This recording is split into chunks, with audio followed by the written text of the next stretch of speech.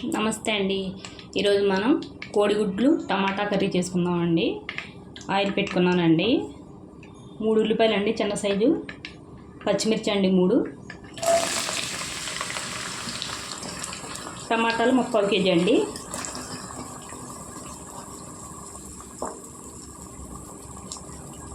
పసుపు ఉప్పు వేసుకుంటున్నానండి, ఉల్లిపాయలు త్వరగా మగ్గటానికి.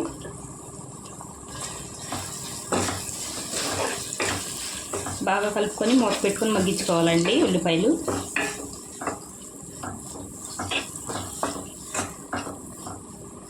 మధ్యలో మధ్యలో కలుపుకుంటూ ఉండాలండి.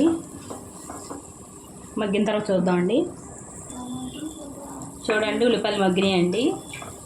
ఇప్పుడు తగినంత కారం వేసుకోవాలండి. నేను 3 చెంచాలు వేసుకున్నానండి.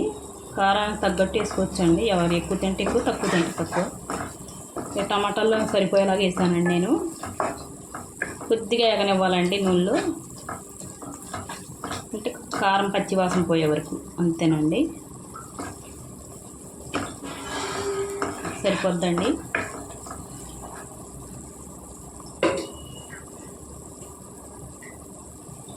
చూడండి, నేను టమాటాలు మిక్సీలో వేసుకొని కచ్చాగా నూరుకున్నానండి. ఇవి వేసుకోవాలండి.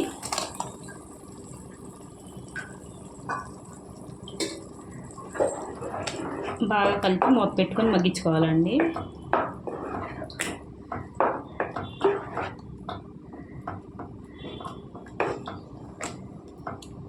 కారం సరిపోకపోతే మళ్ళీ వేసుకోవచ్చండి కొద్దిగా. ఇప్పుడే నాకు సరిపోయిందండి.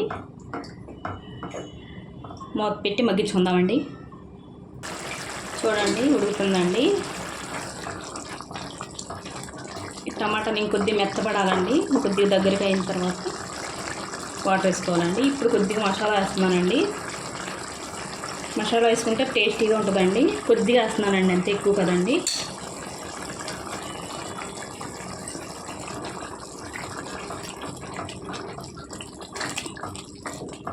కలుపుకొని మూత పెట్టి వండుకోవాలండి.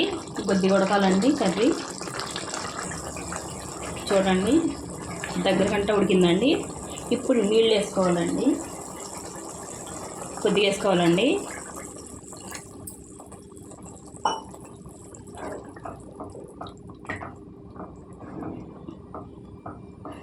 కలుపుకోవాలండి నీళ్ళు కలిసేలాగా. ఉప్పు ఇప్పుడే చూసుకోవాలండి. నాకు సరిపోయిందండి ఉప్పు.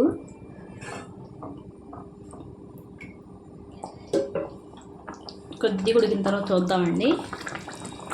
చూడండి, ఉడుకుతుందండి. ఇప్పుడు ఇందులో ఉడకబెట్టుకున్న గుడ్లు వేసుకోవాలండి. నేను ఘాట్లు పెట్టుకున్నానండి 4 వైపులా. ఇందులో వేసుకుని ఉడికితే బాగుంటాయండి గుడ్లు కూరలో.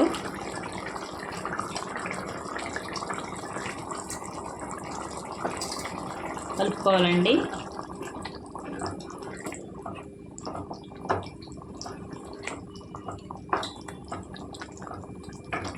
మూత పెట్టి వండుకుందామండి. చూడండి, దగ్గర గంట ఉడికిపోయిందండి. ఇప్పుడు కొద్దిగా కొత్తిమీర వేసుకోవాలండి.